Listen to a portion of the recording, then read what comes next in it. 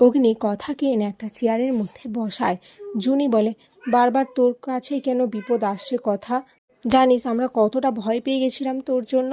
কথা বলে, যার যত কাছে মৃত্যু আসে তার তত আয়ু বাড়ে। অগ্নি বলে, তুই বারবার এরকম কথা বলবি না। কথা আমি কিন্তু খুব রেগে যাচ্ছি।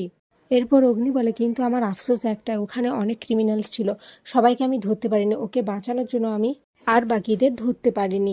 এরপর কথাকে কিভাবে গাছের গুড়ির মধ্যে থেকে অগ্নি বাঁচিয়েছে সেই সব ঘটনা ছোটকাদের বলতে থাকে অগ্নি।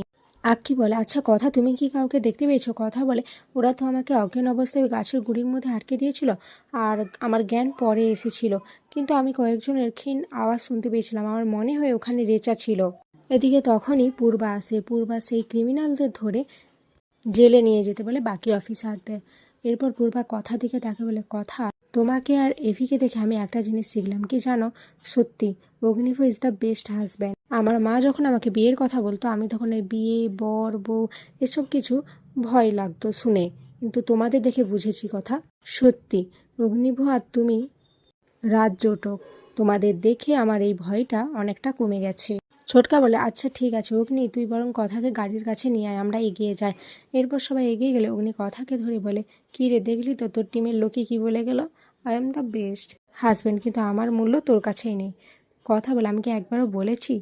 আর সত্যি বলতে সবই মা আনন্দির ইচ্ছে। অগ্নি বলে, করলাম আমি, আর সব হয়ে গেল মা আনন্দির। এই বলে দুজনে হাসতে থাকে। এদিকে ঘরে এসে কথার শরীরটা খারাপ হয়ে যায়।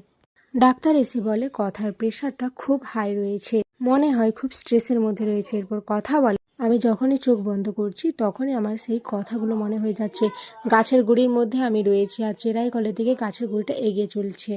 ওই দৃশ্য বারবার আমার চোখের সামনে ফুটে উঠছে। ডাক্তার বলে কথাকে বেশি স্ট্রেস নিতে না আর অগ্নিকে সবসময় কথার পাশে থাকতে।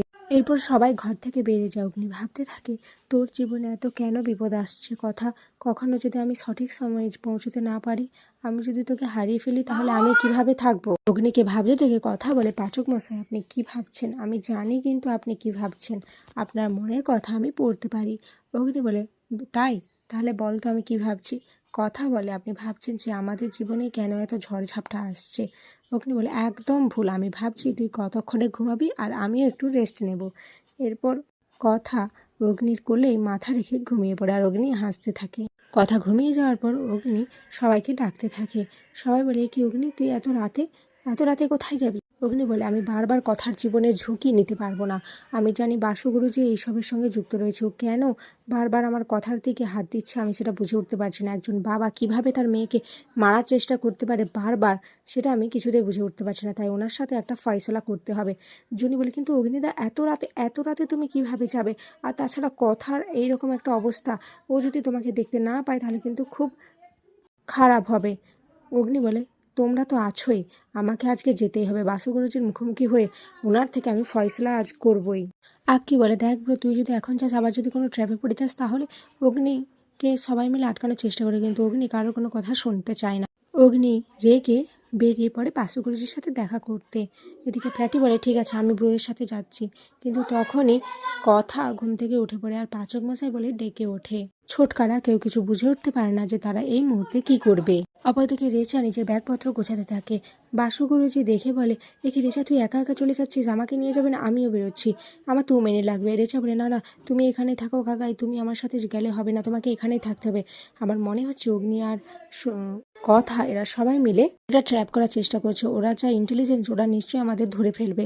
এদিকে কথা ঘুম থেকে উঠে অগ্নিকে খুঁজতে থাকে। এদিকে কথা সবাইকে জিজ্ঞাসা করতে থাকে যে পাচক মশাই কোথায় গেছে, কিন্তু কেউ কোনো কিছু বলতে পারে না। আর কথা বলে, না না, আমাকেই খুঁজতে হবে পাচক মশাইকে, আমি জানি ওনার রাগ উনি সামলাতে পারেন না, উনি রেগে গেলে কি না কি করে বসবেন। আর এখানে আজকের পর্ব শেষ হয়ে যায়।